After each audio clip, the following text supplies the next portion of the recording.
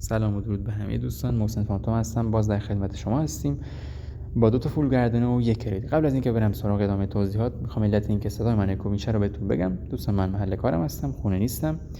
اینجا سعی میکنم تایم آزادم ویدیو بگیرم و در واقع صدا گذاری کنم و واسهتون به اشتراک بذارم. اما در خدمت شما هستیم با 2 تا فول گردونه و 1 کرید که 47 یخی، فول گردونه دیل متیک و سوفیا متیک. اما در این ویدیو قراره که بهتون بگیم یه سری باگا رو تست کنیم، باگ گردونه و کرید تا حدودی، خیلی نه، تا حدودی ببینیم و شانسمون امتحان کنیم اونجا ببینیم چه جوری هستش. قبل از اینکه بریم سراغ ویدیو و یک توضیحاتی بدم، خواهش که از شما دارم اینه که حتما چنل رو ساب کنین، بکوبین رو لایک ویدیو و اینکه کامنتتون حتما در پایان بذارید و نظرتون رو بگین که کدومی که ارزش داشت، کدوم نداشت و کلا نظرتون در مورد ویدیو چطور هستش. خب بچه‌ها، در واقع داستان از این قراره که فول گردونه زدیم، هم دیل هم سوفیا. اینکه باز قراره یه باگ رو در فول گردونه، مخصوصا سوفیا، در گردونه سوفیا تست کنیم ببینیم.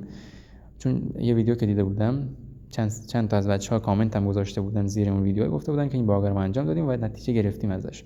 حالا من سعی کردم دقیقاً مثل همون انجامش بدم، اما چه اتفاقی تو این باگ افتاد، عمل کرد یا نه، در ادامه ویدیو خواهیم دید و شما حتما نظرتون بگین که همچین باگی رو تست کردین یا نه. یک چلو یخی هم کریتش رو خیلی از بچه‌ها چندین دور زدن نداده و خیلی از بچه‌ها اولین دور بهشون داده. حالا اینکه به ما چندمی میده، همه اینا تو ادامه ویدیو مشخص میشه. برو که بریم بچه‌ها. خب دوستان، قبل از هر چیز رفتیم سراغ کریت که 47 یخیه. دور اولش رو که خواستیم بزنیم ببینیم داستان چی، اولیشو میده بهمون یا نه. اونجا نتونستم بچه‌ها صدا گذاری کنم رو ویدیو، واسه همین صدا بازی واسهتون نمیاد، فقط صدای من هستش و تصویر. دور اولی که زدیم بچه‌ها نداد بهمونه که 47 رو سری خرت و پرتی نداد. دور دوم باز زدیم و رفت سراغ ببینیم میده دور دوم یا نه. خیر، دوباره همون چیزای قبلی رو تقریبا داد. اما دور سومو که زدیم، بله، دور سوم مایک 47 یخیه رو 3 تا 10 تایی منظورم ازش، قبلش هم چند تا کارت طلایی داشتم، اونا رو که زده بودم. در مجموع فکر کنم بذار دقیقاً مشخص میشه. چقدر لفته شدم این که 47 یخیه رو. خب بله، 37 تا در مجموع زده بودیم که 47 یخیه رو بهمون داد. اینجا هم یک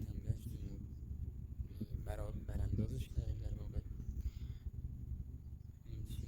خیلی دوستان که این داده بود خرش کردیم بنده خدا رو و در ادامه رفتیم بچه‌ها سراغ دیلمتیک که خودم خیلی دوستش داشتم، هرچند به اون صورت اسنایپر نیستم، تو بتل هستم، مولتی به اون صورت نه، بتل هستم، اما ولی خب خیلی دوستش داشتم چون بتل پلیرم، مولتی زیاد پلی نمیدم. رفتیم سراغ دیل متیک و خیلی این گان بچه‌ها زیباست، وحشتناک گان زیباییه. هرچی از زیبایی این گان بگم من کم گفتم، انصافا خیلی دوستش داشتم و آیتماش رو براندازی باز کردیم این رو رفتیم سراغ زدن گردونش. اولیش که آره چتره رو داد. خب این دوستان ول کنه ماجرام نبود، بازم درخواست رد کردیم. رفتیم سراغ دومین دورش به همون بچه ها این بیلبیلکه رو داد، آویزونکیا که قربونشون برم، همشون من نمیدونم چرا همیشه همینان.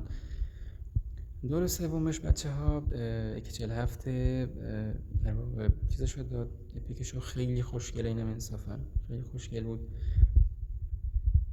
ادامه ماجرا از این قرار بود که به همون بله ماشینه رو داد، موتور در واقع موتور ماشینه هست. در ادامه اون قطعا فکر کنم بله این کارتر رو داد و ببین شانس من به چه صورت هست تو گردونه های به این مهمی. بیل، بله دست خود بیله رو ببخشید، خود بیله رو داد و این بیل رو آخه چی کارش. خب ادامه ماجرا این دنسش هم خفن، خوب بود انصافا، بد نبود.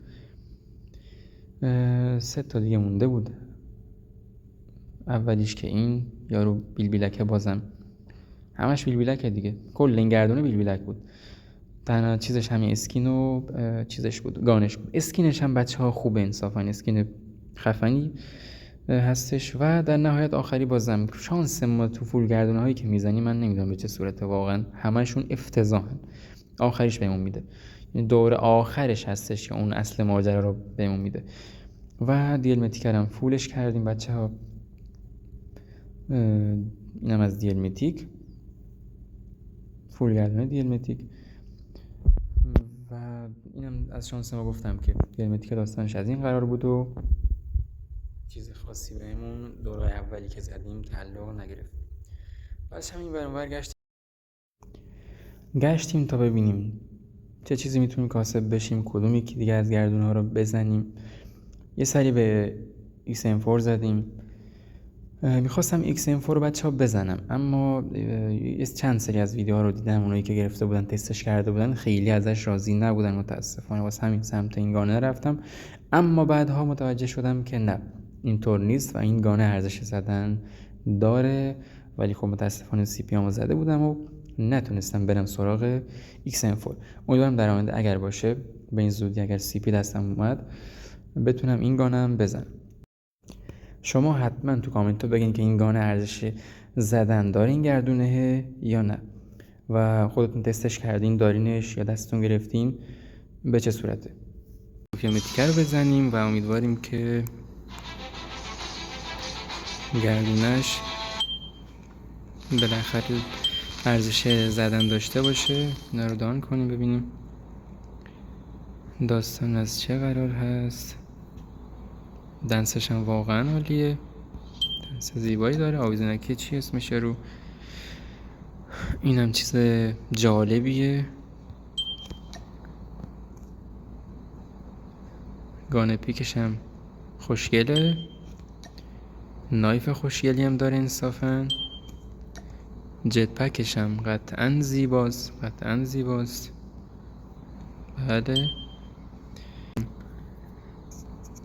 چیز خفنیه. اینم کلاس مولتیشه و اینم پیگانشه و اینم هم سوفیومتیک خودشه. خب بار دیگه بچه ها بریم.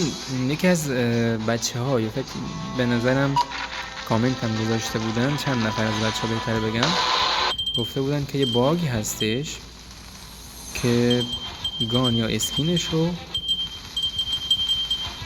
با این باگ میتونی در واقع اولی یا دومی، اسکینش رو نه بیشتر گانش رو گفته بودن که با این باگ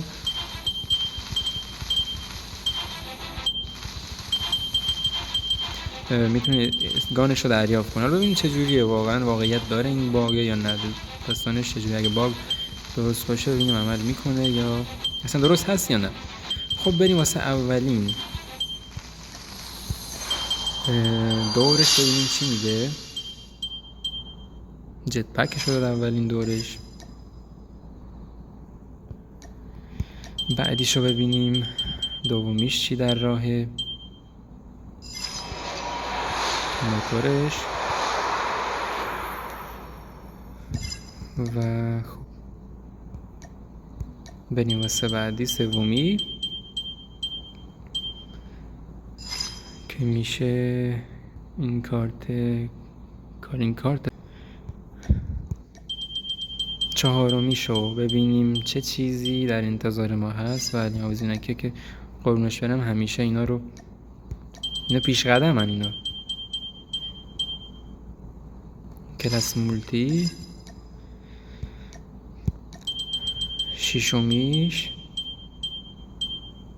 دنسش هم انصافا زیباست، دنس خوشگل و زیبایی، انصافا دنسش واقعا عالیه. هفتمی، بله هفتمیش گان لژند رو تونستیم در بیاریم و باز درصد شانسمونی مقداری حالا خوب بود. بریم واسه گرفتن خود اسکین بازی. خب 2 تا دیگه میمونه.